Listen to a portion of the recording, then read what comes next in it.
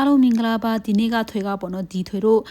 တဲတဲ့ gas house အနောက်ဘက်လမ်းမှာပေါ့နော်တယောက်သေးလျှောက်သွားမှာဖြစ်ပါတယ်တငင်ချင်းတွေကပေါ့နော်သူတို့ဆိုရင်ဒီလိုမျိုးချီချင်းနဲ့ဆိုတိမလျှောက်တယောက်လျှောက်မတွားရကြဘူးထွေကြတော့တယောက်သေးပဲ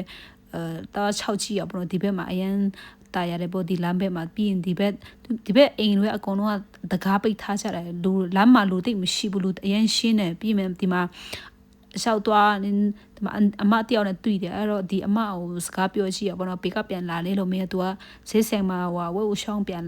တော့ဝေသေးတယ်အဲ့ထွေကိုယူစားလိုက်စားမလားယူမလားထွေကမယူဘူးလို့ guest house မှာပေးတယ်လို့ပြောတာ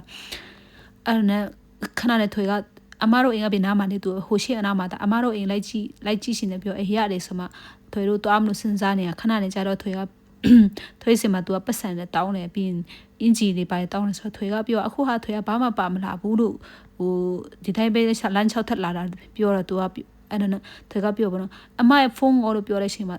အမနဲ့ပြန်အမရဲ့ဖုန်းကိုပြောတဲ့အချိန်မှာ तू ကဖုန်းကမရှိဘူးတဲ့အမကဆေးတုံးလာတယ်အဲ့ဒါထွေကနည်းနည်းကြောက်လာပြီတဲကြောက်လာမှထွေကမတော်တော့ဘူးစဉ်းစားသူတို့အင်ခဏနေကြတော့နည်းနည်းချောက်သွားရှေ့မှာယောက်ျားလေးတယောက်ပြန်ထွက်လာလမ်းကြားကနေအဲ့ तू ကအဘက်မှာဆိုပူပြီးမှလူတော့မရှိဘူးအဲ့ဒါထွေကပြော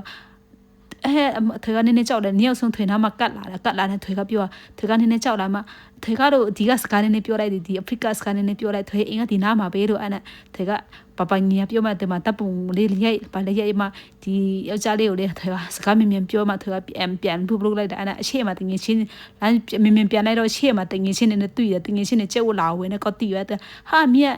တယောက်ထဲသွားတယ်မသွားရဘူးတဲ့ဒီကလူတွေမျိုးဖုန်းတွေပါတယ်မလူသွားတာလည်းကန်ကောင်းတယ်အဲ့ဒါသူတို့တော့မှဟာရမ်းပြောနေကြ